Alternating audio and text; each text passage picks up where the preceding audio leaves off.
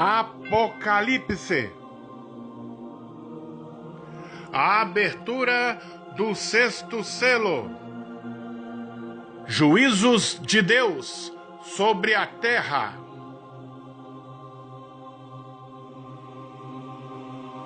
Que a paz de Cristo esteja com todos, amados irmãos.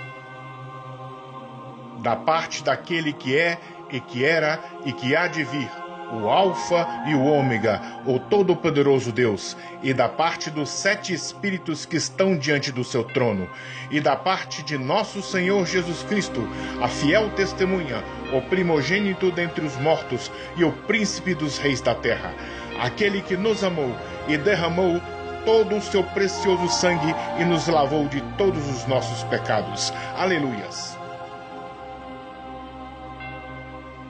Meus amados e meus irmãos, com a abertura do sexto selo do Apocalipse, daremos sequência aos juízos de Deus que recairão sobre a humanidade. Vamos abrir a Bíblia em Apocalipse, capítulo 6, versículos de 12 a 17. Havendo aberto o sexto selo, olhei, e eis que houve um grande tremor de terra, e o sol tornou-se negro como saco de cilício, e a lua tornou-se como sangue. E as estrelas do céu caíram sobre a terra, como quando a figueira lança de si os seus figos verdes, abalada por um vento forte.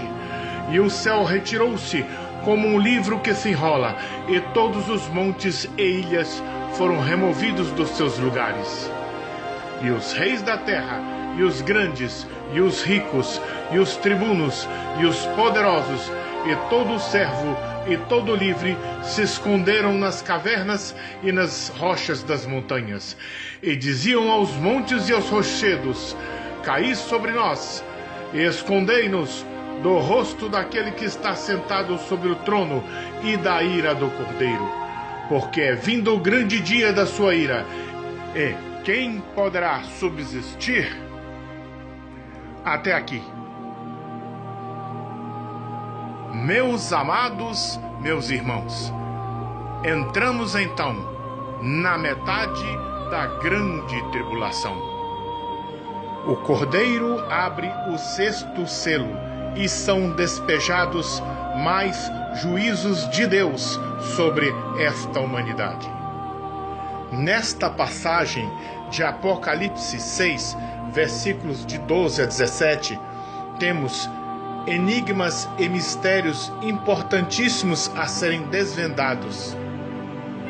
João Evangelista vê um grande terremoto, um terremoto de proporções globais, um terremoto que atingirá toda a terra.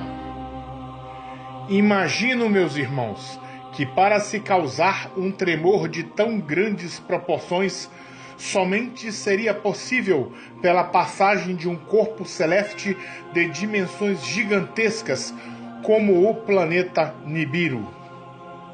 E o Sol tornar-se-á negro, eclipsado pela sombra de tão gigantesco planeta, suponho eu, irmãos. E aqui se faz a comparação, negro como saco de cilício, que os antigos consideravam como túnica feita de pelos de cabra, de cor negra, e que era utilizado para mortificação ou penitência.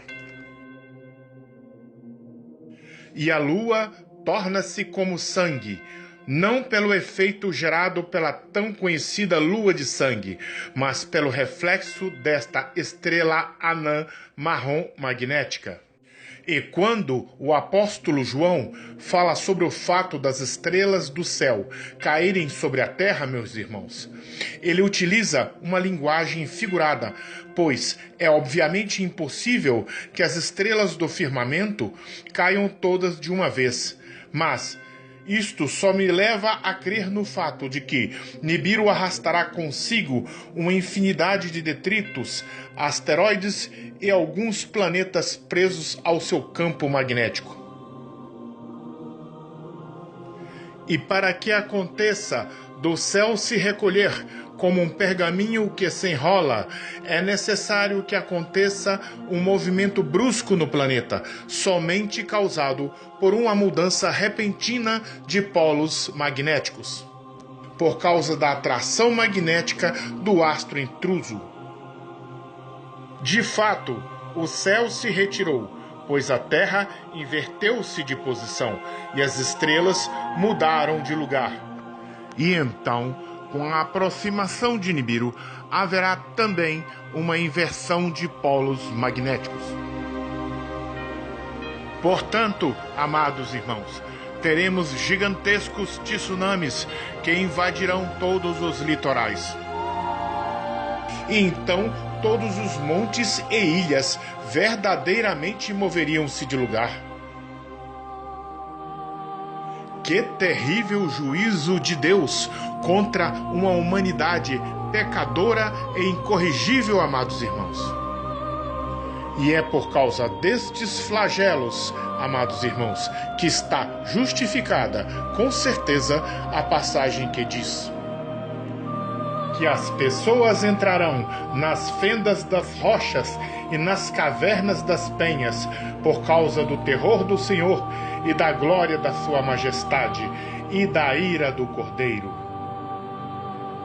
Somente nécios pensam que poderão se esconder de Deus em bunkers, em fendas nas rochas e nas cavernas, pois o nosso Deus é onisciente e onipresente, e quem escapará da sua justiça?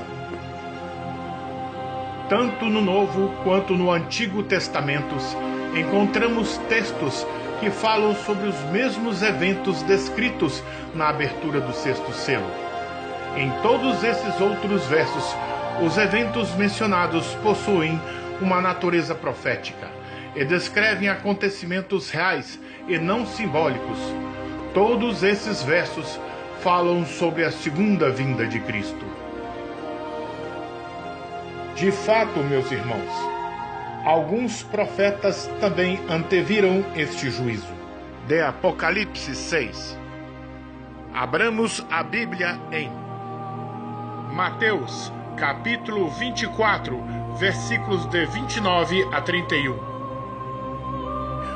O sol escurecerá, a lua não dará a sua luz, e as estrelas cairão do céu, e as potências do céu serão abaladas, e as tribos da terra se lamentarão, e eles verão o Filho do Homem vindo sobre as nuvens com poder e grande glória. Aleluias! Ela também se cumpre em Atos dos Apóstolos, capítulo 2, versículo 20, quando diz: o sol se converterá em trevas e a lua em sangue, antes de chegar o grande e glorioso dia do Senhor. Ela também se cumpre em Isaías, capítulo 13, versículos de 10 ao 13º, quando diz que a terra se moverá do seu lugar, e o céu se escurecerá, e as estrelas do céu não darão a sua luz, e os céus estremecerão, e que o dia da ardente ira do Senhor dos Exércitos é chegado. Graças a Deus. Ela também se cumpre em Lucas, capítulo 21, versículos de 25 a 27, quando nos diz que e haverá sinais no sol, e na lua, e nas estrelas, e na terra, angústia das nações, em perplexidade pelo bramido do mar e das ondas. E os homens desmaiarão de terror na expectação das coisas que sobrevirão ao mundo. Recaiam sobre todos vós, amados irmãos, e que sejamos arrebatados antes da vinda destes grandes juízos. E fica na paz, e fica com Deus.